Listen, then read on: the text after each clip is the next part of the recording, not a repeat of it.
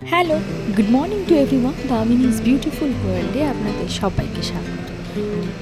আচ্ছা, আজকের ব্লগটা কিন্তু একেবারে স্টার্ট করছি বাগডোগরা এয়ারপোর্ট থেকে। সিকিউরিটি চেকিং হয়ে গেছে, বাইরে চলে এসেছি। এবারে জাস্ট ফ্লাইটে উঠবো। আর প্রচণ্ড ভিড় ছিল সেদিনটা, আর আমার শরীরটা ভীষণ খারাপ ছিল, যার জন্য পুরো রাস্তাটা আমি কোনো রকম কোনো ক্লিপস নিতে পারিনি।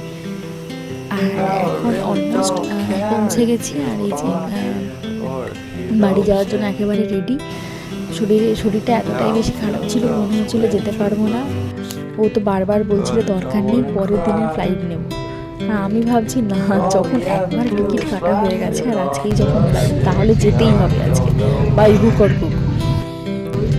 তো গাড়িতে আস্তে আস্তে আমাদের এতটাই দেরি হয়েছে, মানে ভাবা যাবে না এতটাই দেরি হয়েছে। একটা সময় মনে হচ্ছে গাড়িটা আর এই রাস্তাতে রোডে চলছে না, মনে হচ্ছে উড়ছে, এরকম একটা ব্যাপার। তো এতটাই শরীরটা খারাপ ছিল। আর আমাদের ফ্লাইট ছিল 12:40-এ। আর বড়ি কমপ্লিট করানোই ছিল, বড়ি ছিল। আর তার সাথে সাথে আমাদের দুজনের লাগেজটাই হচ্ছে লাস্ট লাগেজ গেছে। তাই রিকোয়েস্ট করে তারপরে হয়েছে। ফাইনালি বাড়ি যাচ্ছি। আমার মনে হচ্ছিল খালি যে একবার পৌঁছে গেলে বা একবার ফ্লাইটে বসে পড়লে আর কোনো প্রবলেম হবে না। জানি না কেন মনে হচ্ছিলো, তবে গাড়িতে আস্তে আস্তে ভীষণ প্রবলেম ফেস করেছি। জানি না কেন যে শরীরটা এরকম খারাপ হয়ে গেল, বুঝতে পারছি না।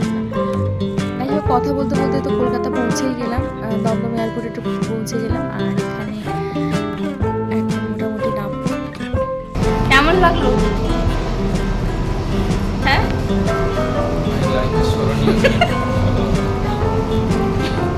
অসুস্থ আমার সাথে ট্রাভেল করে কেমন লাগলো? প্রথমত ও বলেছে ফালাকাটা অবধি যাই, তার আগে যদি ভমিটিং টেন্ডেন্সি হয় বা বমি হয় তাহলে কিন্তু আর আমরা যাব না, ব্যাক করে আসবো। আচ্ছা, হয়ে গেল। তারপরে বলছে ধূপগুড়িটা ট্রেনে চলো, ধূপগুড়ি যাওয়ার পথে যদি বমি হয় তাহলে কিন্তু ব্যাক করবো। জাস্ট ধূপগুড়িটা পেরিয়েছে, তারপরে আবার বমি হয়েছে। তো তখন আর বলছে যে আমি আর নিয়ে যাব না, এবার হচ্ছে কোয়ার্টারে ব্যাক করবো। আর আমি বলছি না না, ঠিক আছে, আমার কোনো প্রবলেম নেই, আর হবে না বমি, তুমি চলো। আর সম্ভবত আগের দিন রাতের খাবারেই ফুড পয়জন টাইপের কিছু একটা হয়েছিল, যার জন্য একসাথে বমি এবং লুজ মোশন দুটোই। আর ওদিকে হচ্ছে বাড়ির সবাই ভীষণ টেনশন করছে যে কি না কি হবে, রাস্তায় কিছু প্রবলেম হবে কি না। যাই পৌঁছে গেছি। আর এদিকে মদন আর ভাই আসছে আমাদেরকে নিতে। তো ফাইনালি মোটামুটি শরীরটাও এখন মোটামুটি ঠিক আছে। চলো তাহলে বাড়ির উদ্দেশ্যে যাওয়া যাক।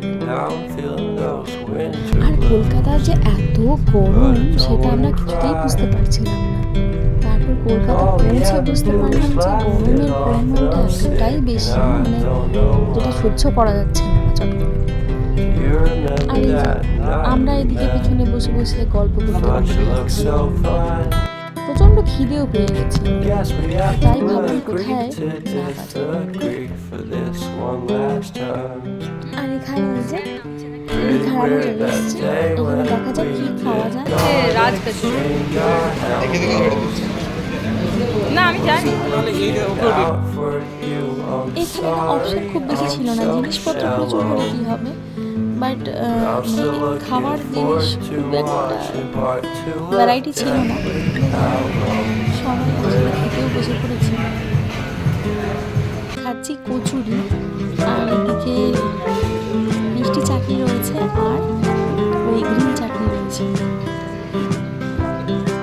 গরম গরম কচুরি খেয়ে এবার কিন্তু লাইম সোডা খাওয়ার জন্য চলে এসেছি।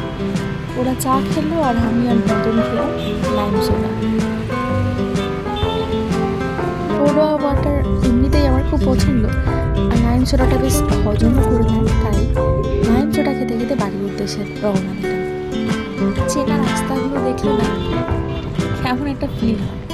আর যেহেতু আমরা ঈদের আগের দিন যাচ্ছি, কি সুন্দর সাজিয়েছে না চারিদিক, আলোতে আলোময়। যাই হোক, অলমোস্ট বাড়ি পৌঁছেই যাচ্ছি।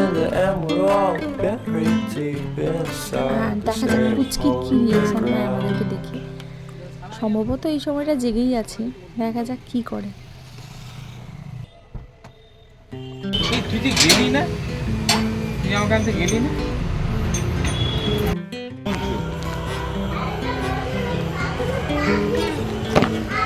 বাথরুমের পাশ দিয়ে এসেছিল একটা চোর, ওর বল নিয়ে চলে গেছে। মিচকা আসতেই মিচকার কাছে অভিযোগ শুরু হয়ে গেছে, এ নাকি চোর এসেছিল, ওর বল নিয়ে চলে গেছে। হ্যাঁ, কি টাকা টানছে না?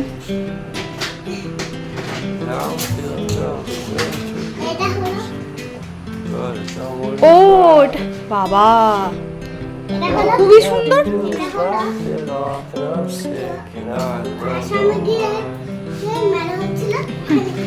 আসামের মেলা থেকে কিনেছো? আচ্ছা আচ্ছা। রান্না হবে কি, কুঁদরি পোস্ত? হ্যাঁ?